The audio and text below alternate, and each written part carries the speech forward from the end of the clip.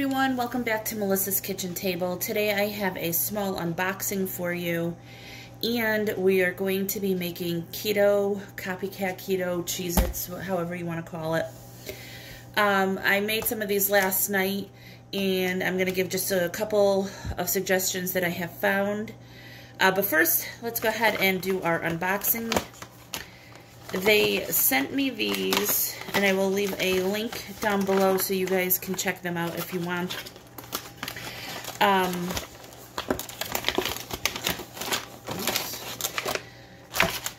They're pastry brushes and smaller spatulas, silicone.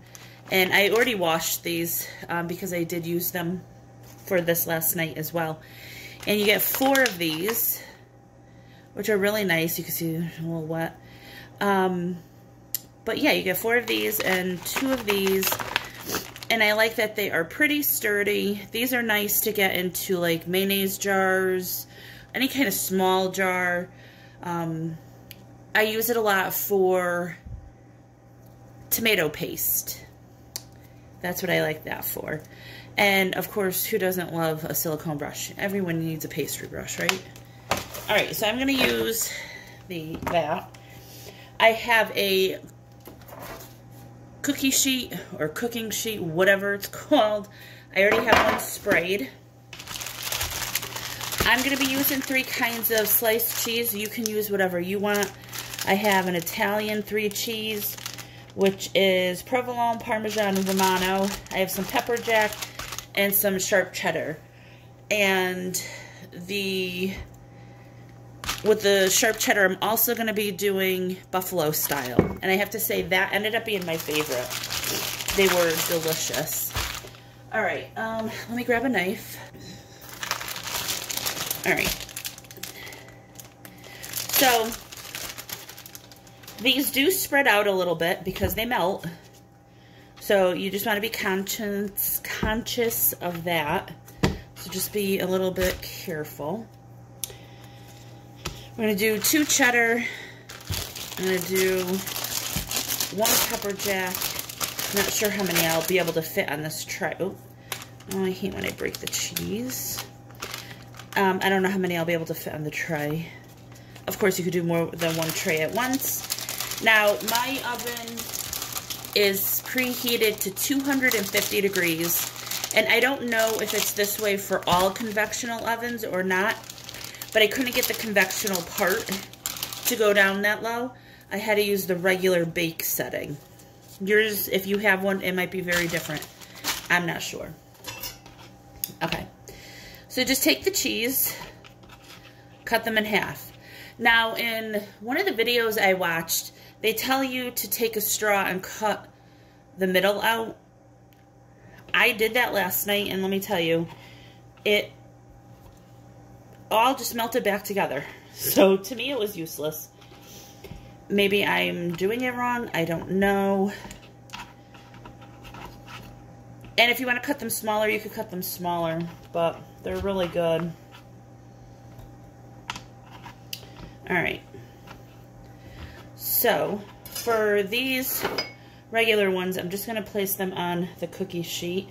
Like I said, give them a little bit of room because they do spread.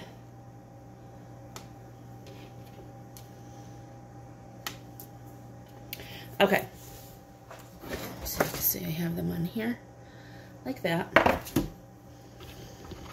Now, the cheddar ones, I am going to place on here as well. Honestly, if they melt together, you can just cut them back apart. It's really not that big of a deal. Alright, so you can see that. Alright, so to a little bowl, I am going to add whatever hot sauce, wing sauce you want. We have Frank's, but you can use whatever you want. And some garlic. The garlic is really good. And then just take your pastry brush, mix that up.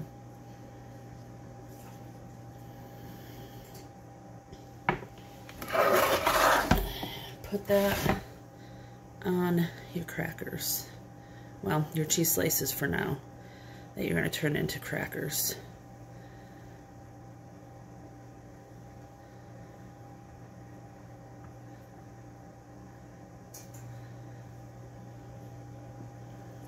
All right, so you're going to bake these, like I said, at 250 degrees for 35 to 40, possibly 45 minutes, depending on how thick your cheese is. I think I am going to try flipping them because I noticed the bottom was just a tad soft still. It wasn't as crunchy. I probably could have left them in a little bit longer. But the last thing you want to do is get some salt, sea salt, like the chunkier kind, like that, and just sprinkle it on top. It really does make a difference. It really is just like a Cheez-It. If you don't like, they're not, I didn't think they were salty personally, but if you don't like salt, you could obviously leave it off. But I thought the chunky salt was pretty cool because it was just like a traditional Cheez-It. All right, gonna get these in the oven, and then we will take a look and see what they look like.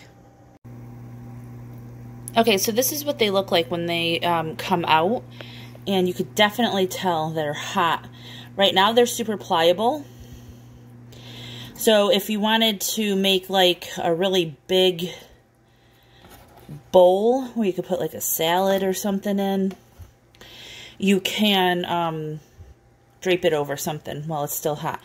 So this one here, you could tell is still a little bit soft. I've had them in for 35 minutes. I'm going to flip them and give them maybe 2-3 more minutes. This one might be okay, but I'll take a look at them. Okay, so this is what they look like. And I do think, depending on what kind of cheese you use, you're going to get a different color. I think these down here are the Italian blend. And these four are the pepper jack, and then these are the, oh my goodness, I can't think, the hot sauce ones. Okay, so I'm going to let these cool down for like 10 minutes, 5-10 minutes, whatever, and then we'll see just how crispy they are. Alright, so I let them sit for a while. I was doing my nails, and you could hear they are crunchy. So if you do these and they're not crunchy for you, just leave them in a little bit longer. The recipe says 35 to 40 minutes, but if you have a thicker piece of cheese, it's going to take longer. And I did these for 35, then I flipped them over for 2. So it all depends on how long you need to do it. But like I said, I will leave the link for the brushes down below. I hope you guys enjoyed this video. If you do, please give it a thumbs up, hit subscribe and share, and I will talk to you all next time. Bye!